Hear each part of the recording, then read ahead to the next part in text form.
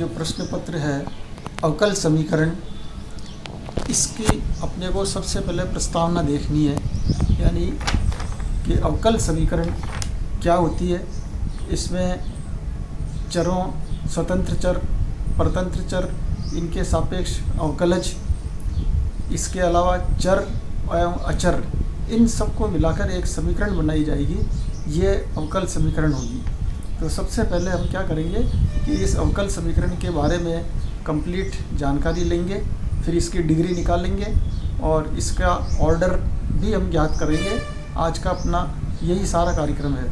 इसके अलावा अवकल समीकरण कितने प्रकार की होती है, और जैसे पार्शियल डिफरेंशियल इक्वेशन है, ऑर्डिनरी डिफरेंशियल इक्वेशन है, इन इक्वेशंस के बारे में भी अपन विस्तार से इसको समझेंगे।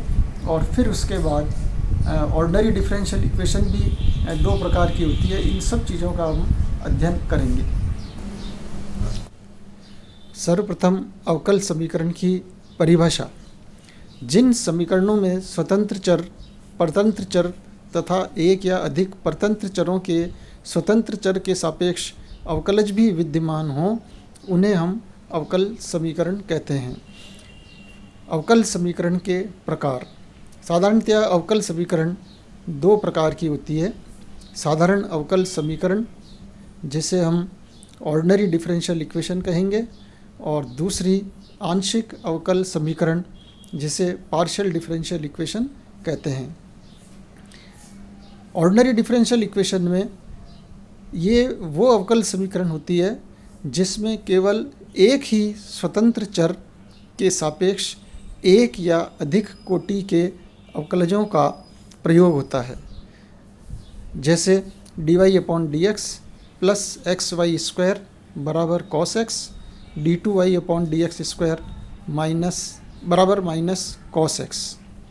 ये अवकल समीकरण ऑर्डिनरी डिफरेंशियल इक्वेशन कहलाएगी, क्योंकि यहाँ पर हमारे पास में एक ही स्वतंत्र चर के सापेक्ष दूसरे चर से अवकलज हम प्राप्त कर रहे हैं। इसी प्रकार दूसरे प्रकार की जो अवकल समीकरण है, आंशिक अवकल समीकरण, इन समीकरणों में दो या अधिक स्वतंत्र चरों के सापेक्ष एक या अधिक क्रम के अवकलजों का प्रयोग होता है। सामान्यतः यूँ समझिए कि आंशिक अवकलज यहाँ पर विद्यमान होंगे। वो प्रथम क्रम के भी हो सकते हैं और द्वितीय क्रम, तृतीय क्रम या अन्य अधिक क्रम के भी हो सकते हैं। जैसे x डेल्टा y/डेल्टा x प्लस y² बराबर x। अब ये जो ऑर्डिनरी डिफरेंशियल इक्वेशंस हैं, ये फिर हमारे पास दो प्रकार की होती हैं। एक तो रेखिक अवकल समीकरण और दूसरी है नॉन लीनियर डिफरेंशियल इक्वेशन, अरैखिक अवकल समीकरण। जो लीनियर डिफरेंशियल इक्वेशन है, ये हमारे पास बहुत काम में आती रहती है हमेशा, और इसीलिए हम इसको शॉर्ट में LDE भी कहेंगे। पूरी किताब में जहाँ भी आगे चलते जाएंगे LDE के नाम से इसको हम जानते हैं। ये LDE वो समीकरण है जिसमें परतंत्र चर और उसके सभी अवकलज केवल प्रथम घात के होते हैं, और परतंत्र चर और उसके अवकलजों का गुणनफल विद्यमान नहीं होता है। जैसे dy/dx प्लस xy बराबर x(e)x। जो नॉन लीनियर डिफरेंशियल इक्वेशन है, अरैखिक अवकल समीकरण, इनके अंदर सीधा यूँ समझिए कि जो LDE प्रकार की नहीं है, वो नॉन लीनियर अर्थात अरैखिक अवकल समीकरण कहलाती है। जैसे d2y/dx² plus x dy/dx plus 2y बराबर sin x। इसके अंदर हमारे पास में प्रथम घात के ऊपर के भी अवकलज विद्यमान हैं। अब हम इसके बाद लेते हैं अवकल समीकरण की कोटि। अवकल समीकरण की कोटि। अवकल समीकरण की कोटि, order of A differential equation. अवकल समीकरण में विद्यमान उच्चतम अवकलजों की कोटि ही उस समीकरण की कोटि कहलाती है। जैसे x dy/dx प्लस y बराबर sin x। यहाँ पे जो उच्चतम अवकलज है वो dy/dx है, और इसीलिए यहाँ पे इसकी कोटि एक कहलाएगी। इसी प्रकार जैसे y d2y/dx² plus x dy/dx minus y बराबर e⁻x। यहाँ पर उच्चतम अवकलज d2y अपॉन dx स्क्वायर है, इसलिए ये द्वितीय कोटि की अवकल समीकरण कहलाएगी। अवकल समीकरण की घात। अवकल समीकरण का अवकलजों के संदर्भ में परिमेय तथा पूर्ण बीजीय बनाने के उपरांत उसमें आने वाले उच्चतम अवकलज की कोटि के अवकलज की घात ही उस समीकरण की कोटि कहलाती है। जैसे x d2y upon dx square की power 3 plus y minus x sine x बराबर 0। यहाँ पर जो उच्चतम अवकलज है d2y अपॉन dx स्क्वायर, इसके ऊपर भी पावर 3 है, इसलिए यहाँ पर इसकी घात 3 होगी। इसी प्रकार d2y upon dx square plus 1 plus dy upon dx का स्क्वायर की पावर 3/2 बराबर 0। अब इस अवकल समीकरण में सबसे पहले हमको परिमेयकरण करना पड़ेगा, रेशनलाइज करना पड़ेगा, यानी ये जो पावर 3/2 है इसको हम हटाना चाहते हैं। इसको हटाने के लिए आप इसको दूसरी साइड ले जाओ और इसका स्क्वायर करेंगे। जैसे ही स्क्वायर करेंगे तो ये d2y अपॉन dx स्क्वायर का होल स्क्वायर, इस प्रकार की समीकरण आएगी। अब यहाँ पर जो उच्चतम अवकलज है वो d2y अपॉन dx स्क्वायर है, और क्योंकि इसका भी होल स्क्वायर हो गया इसलिए इस समीकरण की घात 2 कहलाएगी। अब हमारे पास में जो अंतिम चीज़ है वो अवकल समीकरण का निर्माण किस प्रकार से होता है। इसके लिए हमको दिए गए समीकरण को अवकलन करके अचर जितने भी हों उनका विलोपन करते हैं और समीकरण प्राप्त की जाती है। अभी हम कुछ प्रश्न करेंगे, इससे ये हमको स्पष्ट हो जाएगा। वक्रकुल y बराबर e की power x a cos x plus b sin x, इसकी हमको अवकल समीकरण ज्ञात करनी है। ये अपने पास इक्वेशन नंबर 1 हो गई। यहाँ a और b दो हमारे पास अचर है, इनका हमको विलोप करना होगा, और इनका विलोपन करने के लिए हम इस डिफरेंशियल इक्वेशन जो कि अपना प्रश्न दिया हुआ है नंबर 1 है, इसके हम x के सापेक्ष अवकलन करेंगे।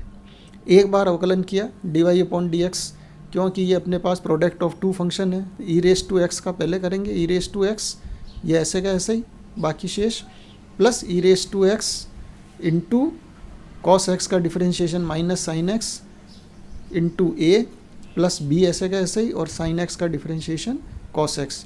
ये समीकरण नंबर 2 हो गई। क्योंकि यहाँ पे दो अचर है इसलिए हमको एक बार इसको डिफरेंशिएट और करना पड़ेगा। dy अपॉन डी को वही x के सापेक्ष अवकलन किया, d2y अपॉन dx स्क्वायर, फिर यही e raise to x into ये सारा प्रोडक्ट ऑफ टू फंक्शन, तो इसको u इंटू वी के डिफरेंशिएशन के हिसाब से डिफरेंशिएट करेंगे। e रेस टू x का e रेस टू x, बाकी सारा ऐसा का ऐसा ही, plus e raise to x cos x का माइनस साइन x और इंटू a ऐसे का ऐसे ही, प्लस b कॉस x। इसी प्रकार से जो इसके आगे वाला जो दूसरा है इसको भी उसी तरह से e raise to x into शेष ऐसे का ऐसा ही, प्लस बाकी जो बचा हुआ है उसका डिफरेंशिएशन सारा का सारा अपने को वही करना पड़ेगा। e raise to x as it is minus a sine x plus b cos x का differentiation minus sine x plus b cos x plus e की पावर x, और ये वापस एज इट इज। और इस सारे को अपन अब कंबाइंड कर लेते हैं। इसको कंबाइंड किया तो d2y अपॉन dx स्क्वायर बराबर 2e की power x minus a sine x plus b cos x। अब हम क्या करते हैं, इक्वेशन नंबर 1 की यहाँ पर मदद लेंगे। मदद लेके हम यहाँ से इस a को हटाना चाहते हैं। तो अपने को इक्वेशन नंबर जो 1 है इसके अंदर a का अपन वैल्यू ये जो dy अपॉन dx निकाला है, यहाँ से हम क्या करेंगे a का इसकी dy अपॉन dx के रूप में इसकी वैल्यू निकाल लेंगे। तो ये जो आ रहा है 2e की power x minus a sine x plus b cos x, यहाँ से हम इसकी वैल्यू रख देंगे। इसके लिए इक्वेशन नंबर 2 यूज करेंगे, और 2 नंबर कौन सी है, ये dy अपॉन dx वाली है, क्योंकि हमको वैल्यू चाहिए minus a sine x plus b cos x, है ना, minus a sine x plus b cos x, इसकी वैल्यू चाहिए। इसलिए हम क्या करेंगे, ये वाली सारी चीज़ इसको ले आओ आप इधर, तो dy अपॉन dx माइनस ये सारा का सारा इधर आ गया पूरा का पूरा, और ये 2s का ऐसा ही, और e रेस टू एक्स इसके साथ है तो ये e raise to x into ये पूरी की पूरी वैल्यू हमने यहाँ पे रख दी। अब जैसे ही वैल्यू यहाँ पे रखेंगे आप, इसको रखने के बाद ये जो चीज़ आ रही है ये सारा अपना प्रश्न आ गया, वो नंबर 1 इक्वेशन आ गई, इसकी जगह हमने वापस y रख दिया। अब जैसे ही y रखा तो हमारे पास में a भी हट गया और b भी हट गए, दोनों एलिमिनेट हो गए, और अपने पास जो डिफरेंशियल इक्वेशन आ गई d2y/dx² minus 2dy/dx plus 2y बराबर 0। यही हमारे पास में अभिष्ट डिफरेंशियल इक्वेशन है जो कि वक्रकुल का अवकल समीकरण है। अब एक उदाहरण और भी लेते हैं हम। उन सभी परवलयों का अवकल समीकरण ज्ञात करिए जिनकी अक्ष y अक्ष के समांतर हो। उन सभी परवलयों का अवकल समीकरण ज्ञात करो जिसकी अक्ष y अक्ष के समांतर हो। तो सबसे पहले हम क्या करेंगे, उस परवलय का इक्वेशन लिखेंगे जो y अक्ष के समांतर हो। जैसे यहाँ पर ये परवलय अपन ने बनाया, ये परवलय y अक्ष के समांतर है, तो इस प्रकार का परवलय जो है, क्योंकि ये यहाँ से h दूरी के ऊपर आ चुका है, इसलिए हम क्या करेंगे, क्योंकि ये जो परवलय ऊपर की तरफ आ रहा है इसलिए ये x² बराबर 4ay टाइप का है, और यहाँ पर इसका जो शीर्ष आ रहा है वो h दूरी पे आ रहा है, इसलिए इसकी इक्वेशन हो गई x माइनस एच का स्क्वायर बराबर 4ay। अब यहाँ जब हम डिफरेंशियल इक्वेशन प्राप्त करेंगे तो हमारे पास में अननोन जो है ये h है, इस h को हमको हटाना पड़ेगा। इस h को हटाने के लिए हम क्या करेंगे, सबसे पहले डिफरेंशिएट करेंगे इसी इक्वेशन को x के सापेक्ष, है ना। तो डिफरेंशिएट किया तो 2x माइनस एच बराबर 4a dy/dx, 2 दोनों साइड से हटा दिया, और x माइनस एच बराबर 2a dy/dx ये चीज़ आ गई। अब इसको हम एक बार और डिफरेंशिएट करेंगे क्योंकि ये h अभी हमसे एलिमिनेट नहीं हो रहा है। तो यहाँ पर जैसे डिफरेंशिएट किया तो 1 बराबर 2a d2y/dx², यानी हमारे पास जो इक्वेशन आ गई d2y/dx² बराबर 1/2a। यहाँ पर a और अचर है, इसलिए एक बार इसको डिफरेंशिएट और करना पड़ेगा। सो d3y/dx² बराबर 0, और यही हमारे पास में परवलय का अभिष्ट डिफरेंशियल इक्वेशन कहलाएगी। तो इस प्रकार से हम किसी भी इक्वेशन, अगर हमको समीकरण दी हुई हो और उसमें जितने अननोन हैं उसके हिसाब से हम सारे अननोन को एलिमिनेट करते जाएंगे, और एलिमिनेट करके हम डिफरेंशियल इक्वेशन का फॉर्मेशन करेंगे। तो ये हमारे पास में पूरा इस जो इंट्रोडक्शन चैप्टर है ये, इसमें कई सारी चीज़ें आ गई, इक्वेशन फॉर्मेशन आ गई, डिग्री ज्ञात करना आ गया, ऑर्डर निकालना आ गया। अब इससे रिलेटेड आपकी पुस्तक में जो भी प्रश्न है आप उनको हल करें, और जहाँ भी दिक्कत आए आप संपर्क कर लें।